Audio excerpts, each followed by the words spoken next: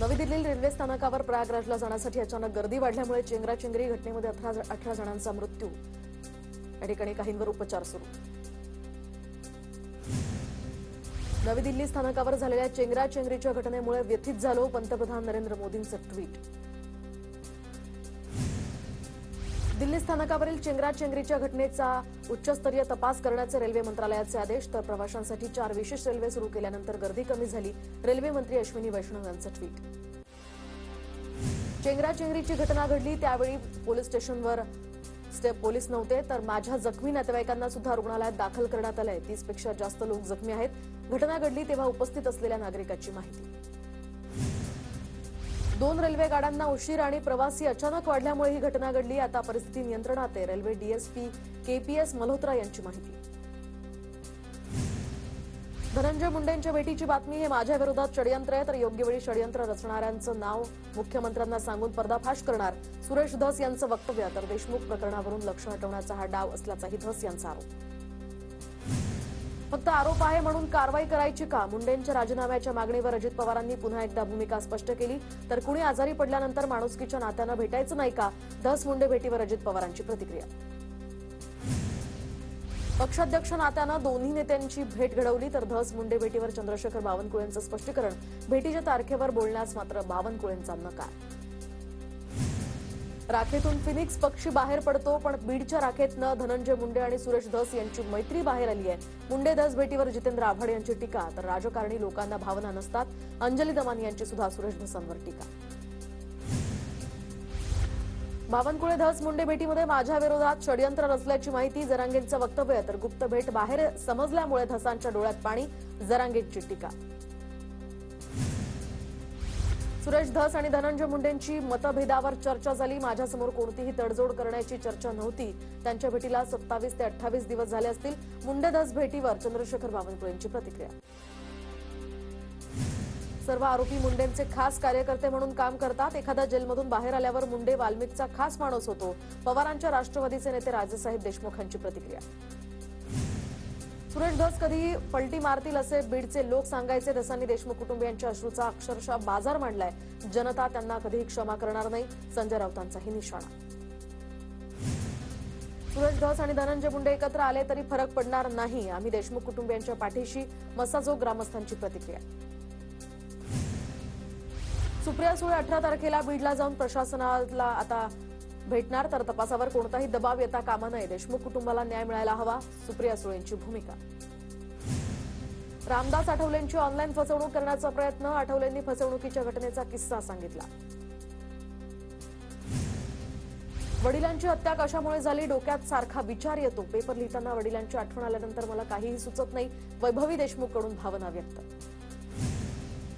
CID अधिकाऱ्यांनी बोलवल्यास व्हेरिफिकेशनला जाणार, तपासातील काही शंका अधिकाऱ्यांना सांगणार, धनंजय देशमुखांची माहिती। महादेव मुंडे हत्या प्रकरणी आता पोलीस ऍक्शन मोडमध्ये, तर आरोपींना अटक होईल तेव्हा समाधान होईल, महादेव मुंडेंच्या पत्नी ज्ञानेश्वरी मुंडेंची प्रतिक्रिया। ठाकरे गटाचे माजी आमदार सुभाष बने यांचा शिवसेनेत प्रवेश, तर उपमुख्यमंत्री एकनाथ शिंदेंच्या उपस्थितीत शिवसेनेत पक्षप्रवेश। तर माजी जिल्हा प्रमुख राजेंद्र महाडिक, माजी जिल्हा परिषद अध्यक्ष रोहन बने यांचाही प्रवेश। एकनाथ शिंदेंनी तोंड उघडलं तर ठाकरेंना देश सोडून जावं लागेल, रामदास कदम यांची उद्धव ठाकरेंवर टीका, तर रामदास कदमांकडून आदित्य ठाकरेंचा पेंग्विन असा उल्लेख। काय खायचं आणि कुठं जायचं यासाठीही आता व्हीप लावलाय, तर आदित्य ठाकरेंनी खासदारांना दिलेल्या सूचनांवरून उपमुख्यमंत्री एकनाथ शिंदेंचा टोला, वाघाचं काळीज म्हणता आणि कार्यकर्त्यांवर अविश्वास दाखवता असाही सवाल। ठाकरेंचे कोकणातील एकमेव आमदार भास्कर जाधव नाराज असल्याची चर्चा, क्षमतेप्रमाणे काम करण्याची संधी मिळाली नाही हे दुर्दैव, जाधवांकडून खंत व्यक्त। भास्कर जाधव नाराज नाहीत, पक्षप्रमुख भास्कर जाधव यांच्या संपर्कात, तर बैठकीला ते व्हीसीद्वारे उपस्थित होते। मातोश्रीवरील बैठकीनंतर रामदास दानवेंची प्रतिक्रिया, मोठी प्रलोभनं देऊन संघटनेमध्ये प्रवेश दिला जातोय, चांगले लोक गेले मात्र मान्य केलं पाहिजे, मात्र संघटना उभी पुन्हा राहणार असाही विश्वास। भास्कर जाधवांचा उपयोग करून घेतला नाही हे पक्षाचं दुर्दैव, उदय सामंत यांचा ठाकरेंच्या शिवसेनेला टोला, जाधव आले तर त्यांच्या मार्गदर्शनाखाली काम करू, उदय सामंत यांची प्रतिक्रिया, तर पक्षप्रवेशाचा 3रा टप्पा बाकी असल्याचंही वक्तव्य। उदय सामंत हल्ली माझ्याबद्दल आदरानं बोलतात. सामंतांनी असाच आदर माझ्याबद्दल कायम ठेवावा. भास्कर जाधवांची सामंतांवर प्रतिक्रिया. ठाकरे गटामध्ये फक्त संजय राऊतांना संधी, क्षमतेपेक्षा ते जास्त बोलतात. बाकी लोकांना तिथे स्थान नाही. भास्कर जाधवांच्या वक्तव्यावर गिरीश महाजनांची प्रतिक्रिया. मातोश्रीमध्ये उद्धव ठाकरेंच्या उपस्थितीत महत्वाच्या नेत्यांची बैठक संपन्न. डॅमेज कंट्रोल करण्यासाठी या ठिकाणी ठाकरेंची नेत्यांसोबत चर्चा, सूत्रांची माहिती. तर शिवसेना भवनामध्ये आज संध्याकाळी ठाकरेंच्या पदाधिकाऱ्यांची बैठक. भास्कर जाधवांचे चुलत बंधू बाळशेठ जाधव शिंदेंच्या शिवसेनेत प्रवेश करणार. 500 कार्यकर्त्यांसह शिंदेंच्या उपस्थितीत आज पक्षप्रवेश. आमदार किरण सामंतांसोबतच्या बैठकीत निर्णय. यांचं ऑपरेशन टायगर नाही, हे तर ऑपरेशन कोल्हा आहे. ठाकरे गटाचे नेते विनायक राऊतांची टीका. तर भाडोत्री लोकांच्या जीवावर जो पक्ष वाढतो तो फार काळ टिकत नाही, राऊतांची टीका. उदय सामंतांना उपमुख्यमंत्री व्हायचंय म्हणूनच त्यांची धडपड सुरू आहे. विनायक राऊतांचा पलटवार. तर भाजपनं एकनाथ शिंदेंना त्यांची जागा दाखवायला सुरुवात केल्याची टीका. ठाकरे गटात फक्त संजय राऊतांना संधी आहे. क्षमतेपेक्षा ते जास्त बोलतात. बाकी लोकांना तिथे स्थान नाही. भास्कर जाधवांच्या वक्तव्यावर गिरीश महाजनांची प्रतिक्रिया. पक्षाचं धोरण असलं तरी निवडणुकीतील पक्षाच्या पराभवासाठी ईव्हीएमला दोष नको. निवडणुकीतील पराभवासाठी आपणच जबाबदार आहोत. मनसेच्या बैठकीत अमित ठाकरेंची परखड भूमिका. अमित ठाकरेंनी जे सिंहावलोकन केलंय ते चांगलं आहे. खऱ्या पक्षाच्या वैचारिकतेला शोभावं असंच आहे. तर अमित ठाकरेंच्या ईव्हीएमवरील भूमिकेवर अमोल मिटकर यांची प्रतिक्रिया. पालिका निवडणुकीपूर्वी नाशकात मनसेला पुन्हा धक्का. 25 ते 30 पदाधिकारी भाजपात जाणार. तर चंद्रशेखर बावनकुळे यांच्या उपस्थितीत पक्षप्रवेश. राज ठाकरेंच्या दौऱ्यानंतर सुद्धा पक्षात गळती सुरूच. भाजपा इतकी मोठी की कार्यकर्ते नुसते थुंकले तरी विरोधक वाहून जातील. भाजपच्या संघटना पर्व कार्यशाळेमध्ये रावसाहेब दानवेंचं वक्तव्य. बाकी कोण वाहणार माहीत नाही, आमच्यासारख्यांना वाहून जाऊ देऊ नका, एवढी काळजी घेतली पाहिजे. रावसाहेब दानवेंच्या वक्तव्यावर सुधीर मुनगंटीवारांची प्रतिक्रिया.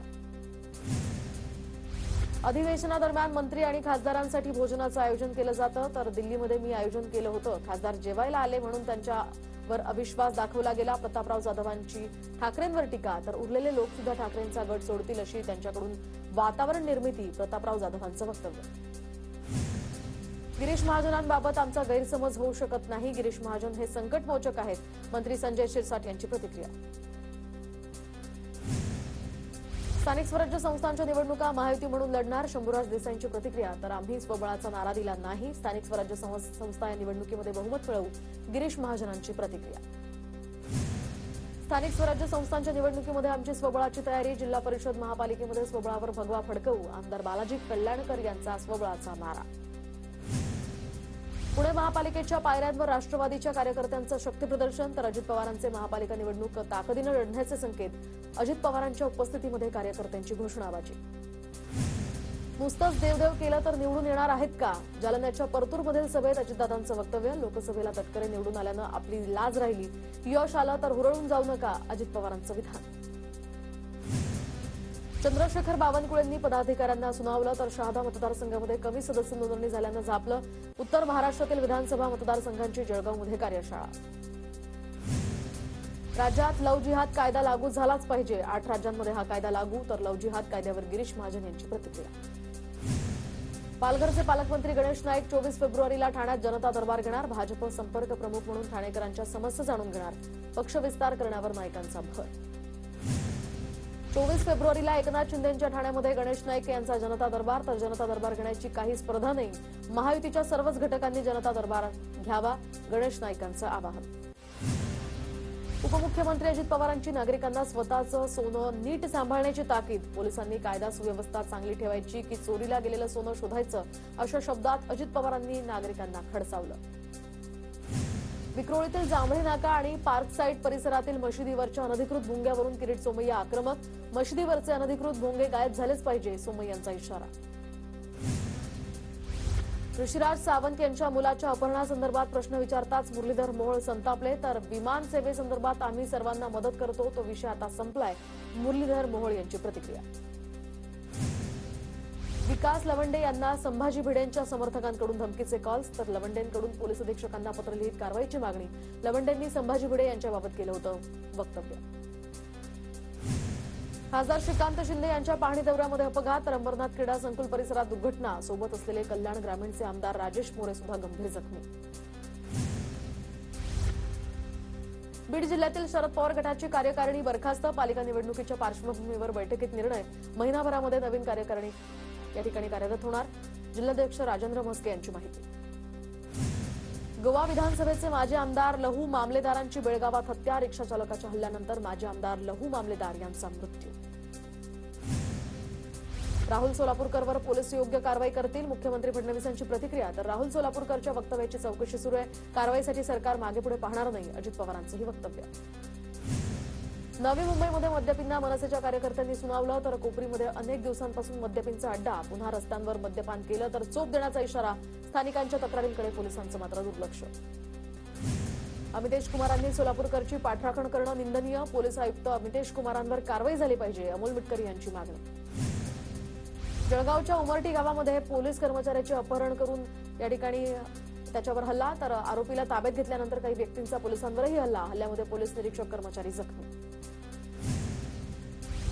छावा सिनेमा टॅक्स फ्री करा. राष्ट्रवादी युवक काँग्रेसची मागणी. राष्ट्रवादी काँग्रेस पक्षाच्या सांस्कृतिक विभागाचंही मुख्यमंत्री फडणवीस आणि सांस्कृतिक मंत्र्यांना पत्र. तुळजाभवानी देवीच्या मुख्य गाभाऱ्यामध्ये तडे गेल्यामुळे चक्क जॅकचा आधार. तर जॅक लावलेला एक्सक्लुझिव्ह व्हिडिओ टीव्हीकडे. तडे गेलेल्या शिळांना काचा चिटकवल्याचा हा प्रकार. शनी शिंगणापूरमधील शनिदेवाला फक्त ब्रँडेड तेलानंच अभिषेक केला जाणार. भेसळीच्या तेलानं शिळेची झीज रोखण्यासाठी आता देवस्थानचा निर्णय. माजी पोलीस अधिकारी प्रदीप शर्मांना कोर्टाचा दणका. तर एंटिलिया स्फोटक प्रकरणामध्ये दोषमुक्त करण्यास कोर्टाचा नकार. मुंबई सत्र न्यायालयाच्या विशेष एनआयए कोर्टानं शर्मांचा दोषमुक्तीचा अर्ज फेटाळला. मुंबईतील न्यू इंडिया बँक पुढील 6 महिने कर्ज आणि आगाऊ रक्कम देऊ शकणार नाही. ठेवीदारांना खात्यातील पैसेही काढता येणार नाही. रिझर्व्ह बँकेनं लादलेल्या निर्बंधांचे परिणाम. न्यू इंडिया कोऑपरेटिव्ह बँक घोटाळा प्रकरणामध्ये हितेश मेहताला अटक. तर बँकेतले 122 कोटी ओळखीच्या लोकांना दिल्याची हितेशची कबुली. आरबीआयच्या या चौकशीमध्ये हितेश मेहताची माहिती. शिवराज राक्षे आणि पृथ्वीराज मोहोळ यांच्या कुस्तीच्या निकालाची चौकशी होणार. तर पंचांनी दिलेल्या निकालाच्या चौकशीसाठी 5 जणांची समिती गठीत. 28 तारखेपर्यंत अहवाल देण्याच्या महाराष्ट्र कुस्तीगीर संघाच्या सूचना. मध्य आणि पश्चिम रेल्वे मार्गावर मेगा ब्लॉक. तर सीएसएमटी ते विद्याविहार धीम्या मार्गावर सकाळी 11 ते 3 वाजून 35 मिनिटांपर्यंत ब्लॉक. तर हार्बर मार्गावर सुद्धा कुर्ला ते वाशी दरम्यान. तर 11 ते 4 आणि पश्चिम मार्गावर बोरिवली ते गोरेगाव दरम्यान. जलद मार्गावर 10 ते 3 दरम्यान ब्लॉक असेल. सिडकोकडून पुन्हा सर्वसामान्यांचा भ्रमनिरास. तर गृहनिर्माण योजनेची संगणकीय सोडतीची तारीख पुढे ढकलली. अंतिम यादीनुसार आता 21,399 अर्जदार पात्र. गोरेगावच्या पत्राचाळीतील घरांसाठीची सोडत 16 फेब्रुवारी ऐवजी आता 26 फेब्रुवारीला होणार. पत्राचाळीतील मूळ भाडेकरूंसाठीच्या पुनर्वसित इमारतींचं काम पूर्ण. गडचिरोलीच्या मुचेरामध्ये 12वीच्या विद्यार्थ्यांच्या हाती पेन्सिलनं उत्तर लिहिलेली प्रश्नपत्रिका. तर हिंदी विषयाच्या प्रश्नपत्रिकेवर पेन्सिलनं उत्तर लिहिल्याचा प्रकार. वीर बाबूराव शेडमाके या महाविद्यालयातलं हे प्रकरण. म्हाडा मुख्यालयामध्ये अधिकाऱ्यांच्या दालनात पैसे उधळल्याचा प्रकार. आंदोलक महिलेनं पैसे उधळल्यानंतर केबिनच्या दरवाजाला पैशांचा हार देखील घातला. 20 वर्षांपासून गरिबांना घरं दिली नसल्याचा महिलेचा आरोप. म्हाडाच्या पुनर्रचना विभागातील अधिकाऱ्याच्या मनमानीमुळे आता 11 कुटुंबियांची छळवणूक. अधिकारी केवळ पैशांसाठी बेघर कुटुंबांना घर देण्याऐवजी हैराण करतायत. हर्षलाल लाड यांचा आरोप. एका अधिकाऱ्याची ही गोष्ट नाही तर पूर्ण विभागाची गोष्ट आहे. म्हाडा कार्यालयामध्ये पैसे उधळण्याच्या प्रकरणानंतर आता मंगलप्रभात लोढा यांची प्रतिक्रिया. तर या अधिकाऱ्यांचे राजीनामे घ्यायला पाहिजेत. विनायक राऊतांची मागणी.